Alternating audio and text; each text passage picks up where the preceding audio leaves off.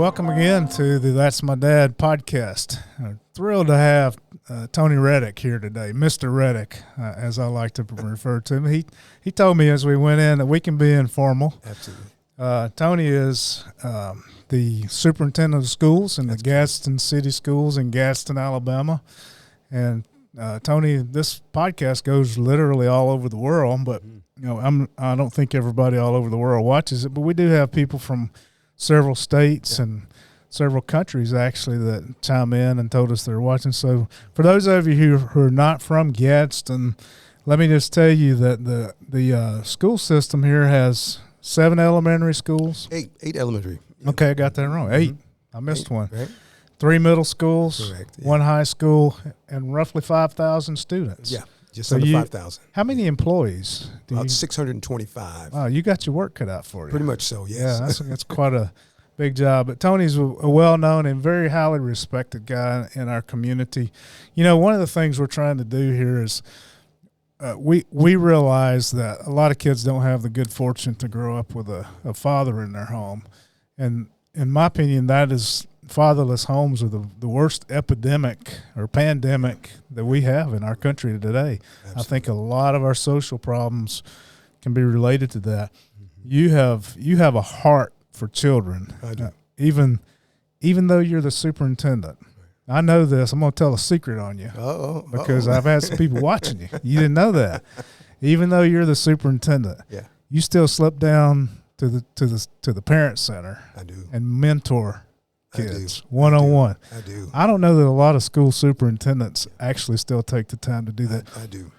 Why do you do that? What's your motivation with that? Well, I grew up fatherless. My mom shared with me that I saw my dad, which I wouldn't remember, when I was 18 months old, and I didn't see him again until I was 17 years old, and I saw him once again at age 18, and I have not seen him since then. So I was raised fatherless, single mother. She gave birth to 13 kids, 9 of which lived. So I was raised in a home with a single mother and 8 brothers and sisters.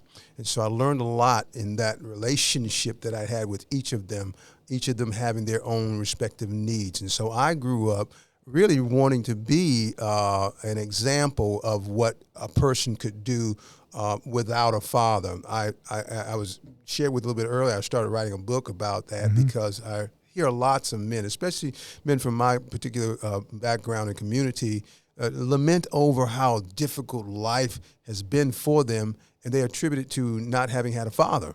So I thought, well, no, I mean, you can learn a lot from not having had a father just based on the things that you wished you had had you had a father. So you become that kind of father, And one of the things I like to talk about is providing for my kids in particular, not what they want or not what I didn't have, but what they need. And so I discovered that there are a lot of other needy children out inside the community as well. It's just not my kids. And I reflect back on anyone who ever did anything for me when I was most in need. And I vowed, even as a child, that I would pay that back forward for the rest of my life. Wow. So you were 18 months when you saw your dad. Did he just abandon you, or? Well, that's the way I would describe it. My mom and he had, I don't know if it was a rocky relationship between the two of them, other than he was just a wayward guy.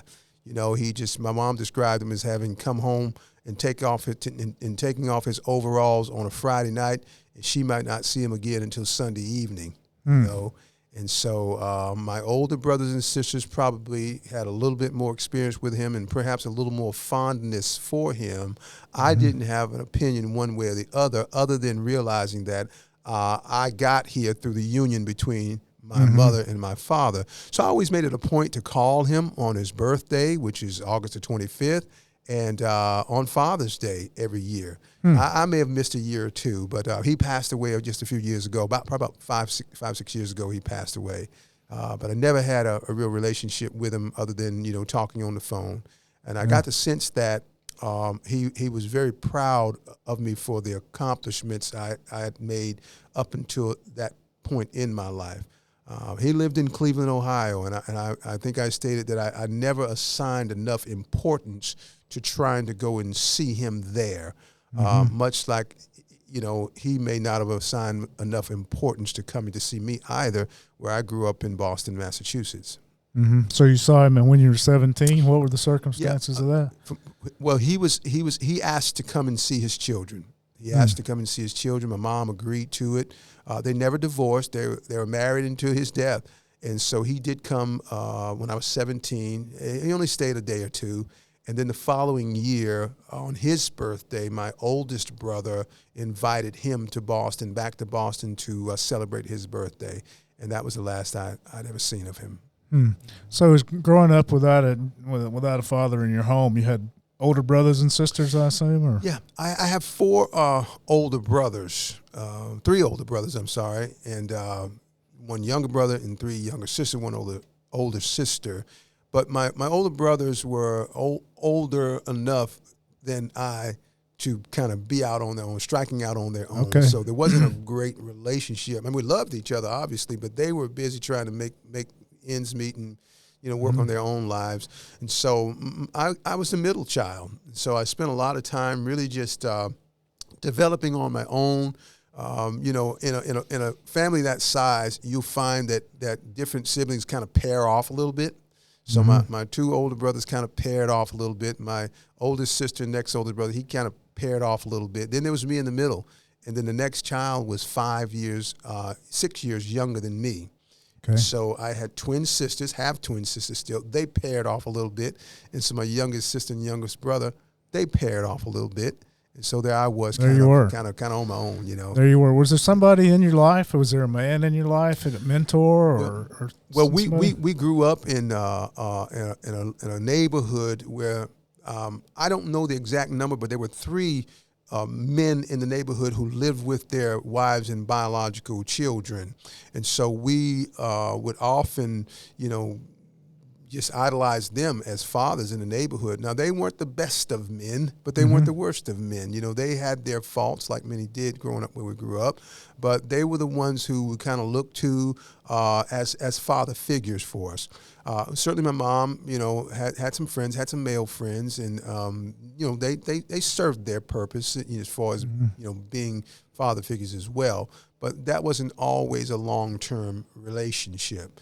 And so I depended, for the most part, on just those few men and just dreaming, really just dreaming more than anything else.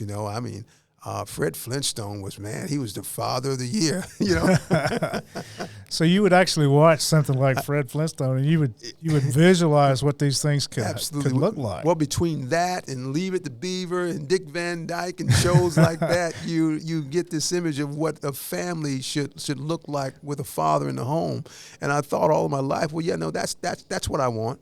I want that kind of lifestyle as well. So what do you think it was about you that some people now don't get, that just kind of picked up on stuff for some reason? Yeah. Well, I'm a pretty modest person, and it's funny that you'd ask that question, because part of our theme for in-service this past year was to introduce myself to some and reintroduce myself to others. So I think that when I'm out and about, being an administrator or just an educator in general, everyone knows that I have an open heart. I work with anybody. I love kids, and I'm a servant. I'm a servant, and so I feel like people have a great deal of respect for that, but maybe they don't really know me from a background point of view. So most of my life, from college on, the perception of me was that I was just raised in a well-to-do household. Which was actually opposite of that. Now, it was a loving household, but, you can imagine with 8 kids and a single mom, very difficult. You fought a lot to, get the last piece of meat or whatever have you, if there were any left over at all. Our family loved each other. We knew that we were limited in terms of resources, but as long as we cared for one another, we were going to be okay. There's some, qualities in having a big family. And so we took advantage of every one of those qualities, like having friends, for example, Yeah. having someone to talk to, someone to teach you how to defend yourself or stand up for yourself. My older sisters and brothers were really good at that. My older brothers, joined the military, and so they were away for a while. So they were kind of out of the picture until I got to be a teenager. But I had the pleasure of being recruited to attend a very prestigious private school in Massachusetts called St. Sebastian's Country Day Preparatory School for Boys. And I remember Mr. John, I think it was John Moran, came to visit me at a local public middle school and asked me if I was interested in going to a private school. And I thought, well, I think Michael Jackson goes to a private school. So, yeah, I'd love to do that. Little I know, he had gone home after he met with me and two others. He'd gone home to our home and spoken with my mom about it. So when I got home from school that day, she just said, hey, a man came and talked to me about you going to a private school. Do you want to go? And I immediately say, yeah, I want to go. And sure enough, that fall of 1973, I was headed to Newton, Massachusetts to attend St. Sebastian's. We were told what the school was like. We had not had a previous visit. So we just, we got there the best way we could, which in our case meant a 1 mile walk, 3 buses, a train, and then another 1 mile walk. It took us about 2 hours each morning to get to school, and of course the same 2 hours or more getting home from school. Wait a minute, so you did this every day? Every day. Wow. Every day. Yeah, so I'm wondering, when this gentleman came to your school, what did he see in you? Why do you think he picked you? Well, he was looking for the 3 top performing students in the 7th grade at the Theodore Roosevelt School. And myself and a gentleman named Alvin Wilkins and Carl Farrar, who is now deceased, was one of my best buddies, now deceased, and he went on to be a lawyer for the Nuclear Regulatory Agency. We were the top 3 students. And so we were each offered, at the time, an $11,000 scholarship. Now, today it costs $45,000 to go to that same school. Wow. And we were determined that we were going to go. The other 2 gentlemen took a hiatus, one for about 2 years, the other for a year, and I stayed for the entire 5 years. And I think, it made a whole lot of difference in my life. Yeah. The one thing about my father that I was very proud of, certainly after the fact, that is when he died, and my brother went to I want to say the funeral and brought back some of his belongings. I learned that my mom had always sent him newspaper clippings. I'm fortunate enough to be featured in a newspaper quite a bit, either for my basketball or something else that I'd done with maybe some children's theatrical groups and those types of things. And my father had all those clippings. So he was proud of you the whole time. What does that mean to you now to know that your father knew? Well, it means the world to me, because I think about the number of people who I've encountered in my life who grew up fatherless, and rather than accept the challenge of going it on your own, they maybe find fault with the absentee father. And the absentee father should not be a reason not to accomplish something in your life. Yeah. So tell me about the Fatherhood book. What is your purpose in writing that? Well, I heard a young man lamenting over not having, actually what I heard was him it was on Facebook. He was just posting on Facebook that he was just really upset with his father for some reason. And I got to thinking to myself, well, I mean, man, you have, at least you have a father that to be mad at. And I knew this gentleman had gone through some hardship because he was a former employee with us in the school system. And I we don't visit each other's homes, but I consider us good friends. And so I was curious as to the fact that we're curious about the fact that there are a lot of men, and it transcends race and ethnicity and those kinds of things. But I was particularly concerned about in the African American community, where the absentee father seems to be an epidemic. And some may disagree with that assessment. But I was concerned as to what it was that made him so upset with his dad that he would say the things that he did on Facebook. And I started thinking about the fact that I didn't have a father to speak about in that way. My relationship with my dad was long distance. Again, I'd only met him, to my knowledge, twice in my life, and my mom shared with me about the 18-month-old. And I thought, I need to try to help somebody. I need to use my success, I would call it at the time, as an example of what one who is raised without a father can accomplish. So your book is going to go from your childhood to your grandchild. To my grandchild. And that's what we call breaking the cycles. That's exactly right. It's generational break. That's right. By the way, That's right. 18.4 million children Absolutely. growing up in fatherless homes right. just in the United States. That's exactly That's right. according to the That's Census exactly Bureau. right. So your book is a story of your life, and I can't wait to. Yeah. I mean, I've heard it, but now I'm sure there's going to be more Well, there's details. some stuff in there, Yeah, there's probably a lot more than we can. Nothing risque or anything Yeah, like that, there's more than we can unwrap in this podcast. Right, so right. I'm so thankful to you for trying to inspire. I want to ask you a couple of quick questions as we kind of close. For that young man that's in the Gadsden City school system, or anywhere for that matter, who's struggling with with the situation that you were in without me, how does he overcome that? What's he got to do? Perseverance. And let me share, if I may, a couple of success stories. And I use these gentlemen's name. They've given me permission to use their name. During my tenure as a teacher, and it ended when I became a principal, I had the pleasure of operating a program called Reach Out, sponsored by Quality of Life Health Services. And I went into the Collie homes and also the housing development on 11th Street, I think it's Jacksonville Court. And we had the Reach Out program. And there, I think every kid there was fatherless, every one of them. And so they had an opportunity I had an opportunity, I should say, to be a father to them as well. In fact, I was sharing a story where a disgruntled mom approached me about something. I don't know if she was mad at me or she was mad at the child.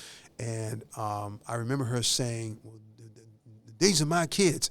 And I said, ma'am, they're my kids too. And I saw her just kind of back down a little bit because she realized I had been a father to her kids as well. There was nothing those kids needed or wanted that I didn't provide for them within means, including, I'm going to say outside of my role as an employee with Quality of Life Health Services. So that for me, it laid the foundation for being a father figure for so many kids. There were two young men in particular. And they were the two boys in a family of 5. Their names are Dirk and Jerome Forbes. And Jerome's the oldest. And those kids really struggled to the point to where when they were in school, they were ostracized. Their clothes weren't what everybody else had. They weren't as well groomed as most everybody else. You never went into their apartment. I got a peek in one time, and it was just the bare minimum there. The long and short of this story is today, and they've come to my home a few times, and throughout their lives, they've always invited me to the special events in their life. Jerome was the first to call when I was principal at Litchfield. He said, Mr. Reddick, I want to invite you to my graduation. I assumed he was talking about high school because they had since left Gadsden and moved to Birmingham. I assumed he was talking about his high school graduate. I said, great, what high school? He said, no, I'm graduating magna cum laude from Miles College with a degree in computer science. Next call I got from him, he was graduating from Tuskegee, I believe it was. Long and short of it, Jerome Forbes is now a senior electrical engineer for the Raytheon Corporation and is a 2-time minority engineer of the year. He proposed to his wife on the Eiffel Tower. I mean, you talking about so this is a kid that was in a disenfranchised or whatever we want to call it. Yes. His brother Dirk is the owner and president and owner of Innovative Home Builders, the company that rebuilt Pratt City after that 2011 hurricane. He's also a movie producer and actor. They grew up in Jacksonville Court and 6th Street housing community. And each time those kids accomplished something, they would call and say, Mr. Reddick, we want to thank you for all you did for us. I said, after a while, I started getting a little uncomfortable because I'm thinking, now, guys, y'all did probably all of this on your own. Yeah. But what they were saying is when no one else believed in us, you were there. You were there providing for us, whether it was a meal or a little money here or there, clothing, a haircut, a trip, to someplace they had never gone. And to this day, I can call those guys on the phone and just to see how they're doing. And they say the same thing. We wouldn't be here without you. And I have to tell them, no, you guys had it in you the whole time. Yeah. Maybe I contributed to helping you find it. Maybe you saw in me something that you wanted to become, and you were steadfast in achieving that.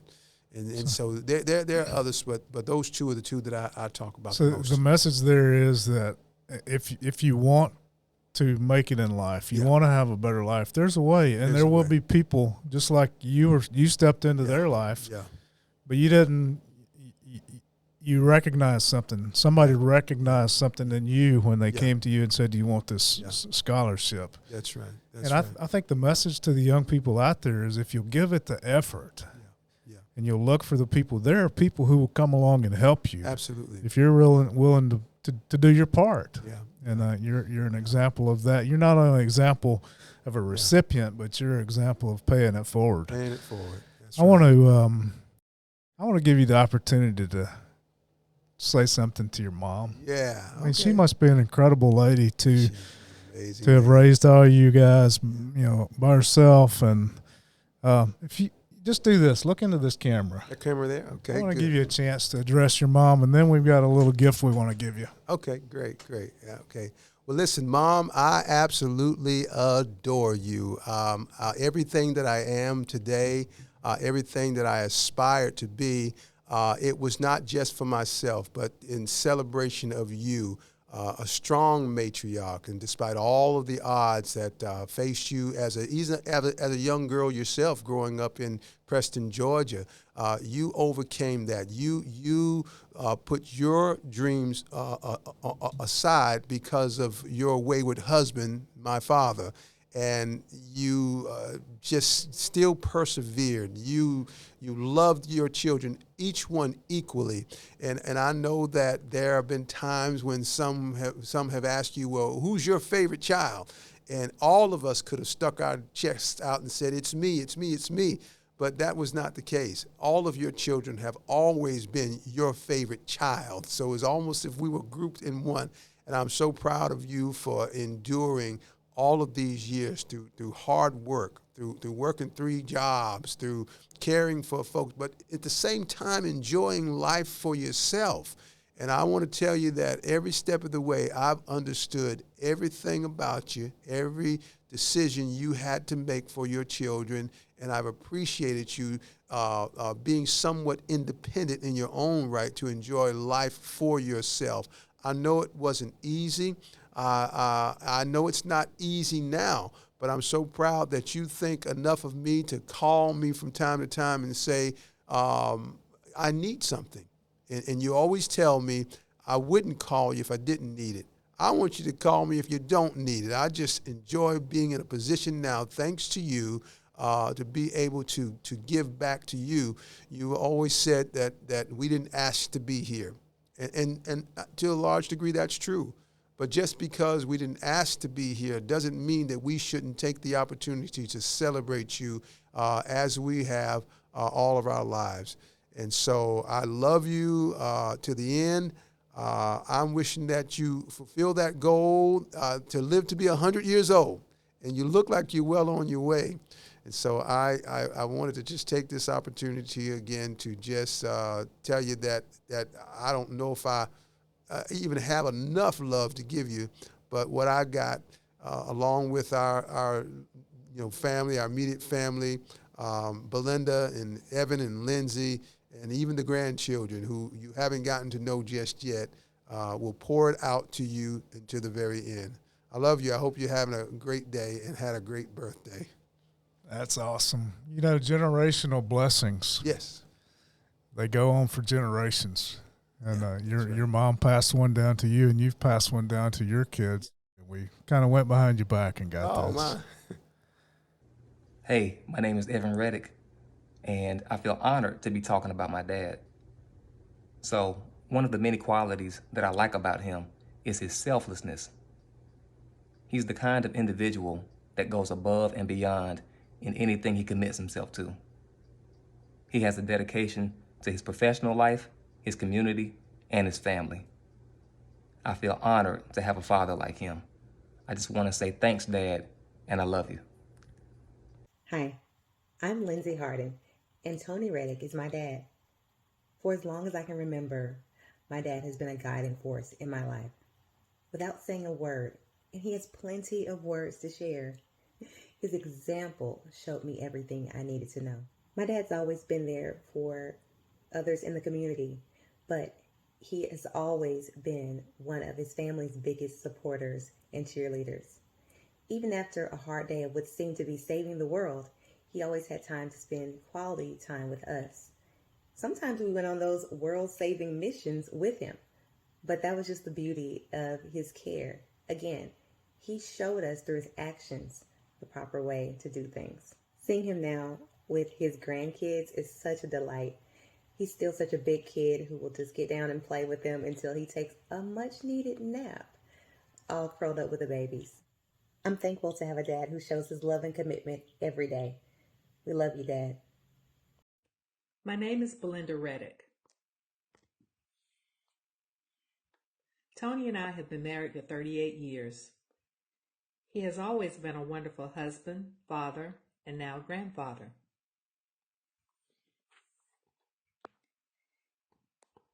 He is overly generous with his time for both family, acquaintances, and basically, he has a way of making everyone he encounters feel very special.